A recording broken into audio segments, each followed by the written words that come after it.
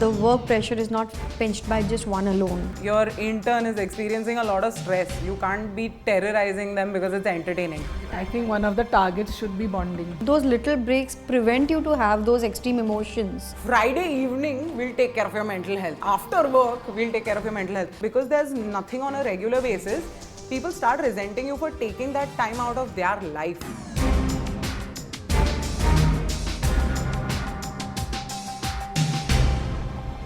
A recent survey conducted has gotten these statistics that 3 out of 5 employees, especially in the fields of IT, media and manufacturing, are experiencing high levels of stress.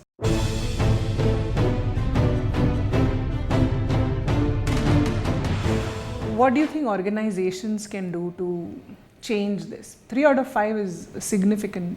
I think when children are preparing for this, to go into these industries, they know very well what they are preparing for and they start preparing for it a little early. Yes, of course, the companies and industries can also help getting them to coordinate on some team and work and play and probably projects. They can help when they don't have to, they can share the load, when the load can be shared, and they can come with many interesting activities to do where the work is also getting an output, but the work pressure is not pinched by just one alone. So I am a huge believer that anything that is community based, where a mental health professional goes somewhere and does an activity, does not have the kind of longevity that we want it to. It should ideally be community placed somewhere. Some space needs to be created in that community for it to continue. You know how lunchtime is a thing. We take a break for lunch in the middle of the day.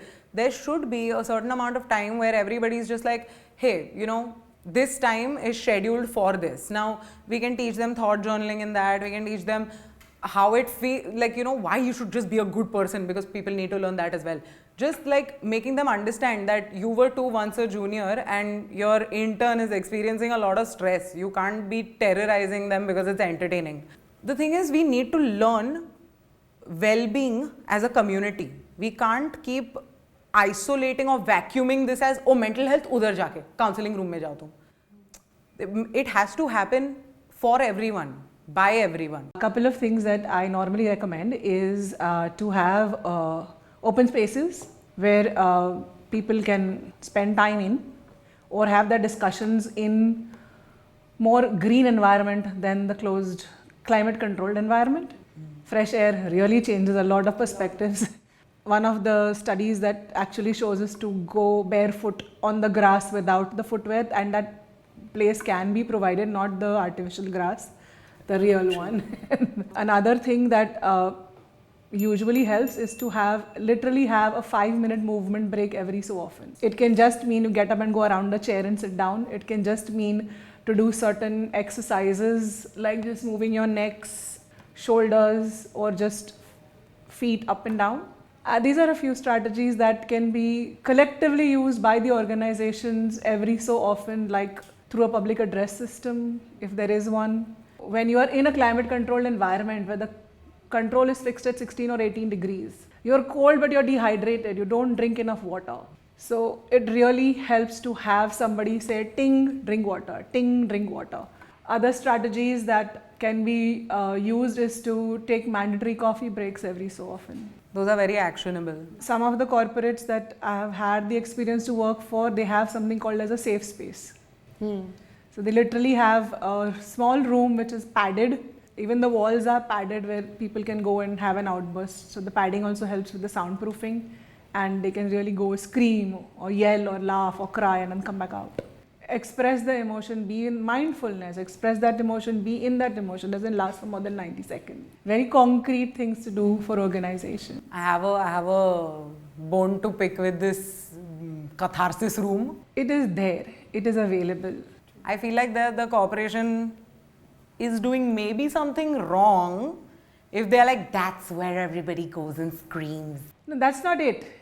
That is not what it was. It was to provide, people actually even hit those walls it's a quick distraction. Those little breaks prevent you to have those extreme emotions. If you handle it while you're feeling a little heavy, take a call, speak to someone, go sit by yourself, reroute yourself. So you don't feel the need to really go hit the wall. Before that happens, you can deal with it in smaller gaps. So it's like you're cooking khichdi. Every 3 minutes you're going to remove the seat. Your khichdi isn't going to get cooked, no?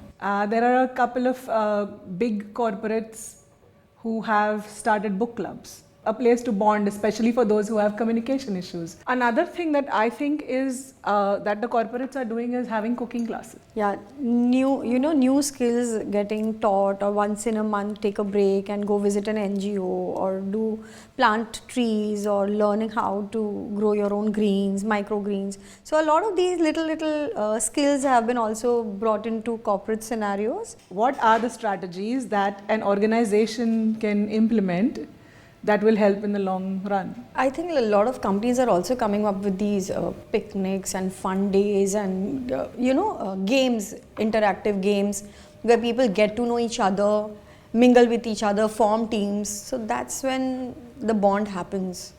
So I do know of companies which are doing it, but I think we need to take it more ahead rather than just setting targets. And I think one of the targets should be bonding. yeah, one of the targets should be bonding. Yes, absolutely.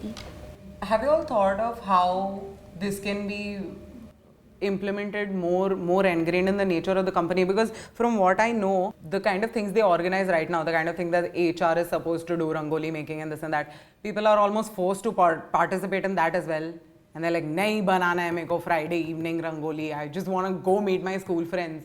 So the thing is that because it's so isolated, they're like, Friday evening we'll take care of your mental health. Friday evening after work we'll take care of your mental health. And what happens in that is that because there's nothing on a regular basis, people start resenting you for taking that time out of their life essentially to do something that they don't want to do. So what is a way in which we can kind of plant these seeds where that's just part of work, where you also check in for your mental health, or I know of certain companies who have some game consoles that are there. It's a recent thing that has started, is you have these safe places where you can break stuff. Interesting. what is it called? A rage room. A rage room. So they hire these on a routine basis and they allow an outlet for the rage. Maybe that's a... Do they stick the picture of the toxic bosses? That would be fun, wouldn't it? So there has been this, it's not used actually in a workplace, but we had used it with a lady who was going through a very, very bad divorce. When she came, there was a lot of, she presented with depression, but somewhere along the line, it really wasn't. So one of the sessions, I got her to get her husband's photo. I put it on the boxing bag and I said, now hit it. She broke my boxing bag, but it worked later. It was a lot of rage. But do you think all this also applies differently to different age groups? Or is it standard and uniform for all? It applies very differently to different age groups, because in a company, it depends on where you are. Your response also changes.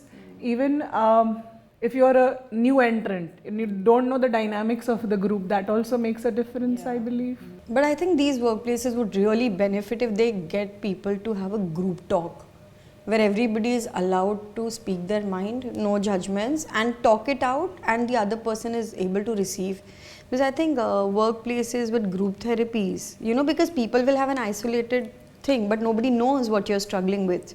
So if there's a unanimous group talk once a month or something, then people are comfortable sharing and the company is comfortable receiving it. It's a good vent out, it's a good outlet, people understand you better. Even if it's not a therapy thing, but they can just say how they feel about working here, or how they feel, or maybe, how they... Anonymous forms. Just type it and submit how you feel about working in the particular place. How is it affecting your mental health? How is the work pressure? How are you able to deal with it? Then the company can probably look into it. I think it's a need of the hour. If, there is other stuff going on in life. Suppose I'm having paranoia. Prodromal symptoms are starting again of some other disorder I have, and it's starting to affect my job. I can't really talk about it in group therapy. Nobody else will understand what does paranoia mean, and that is another aspect of mental health.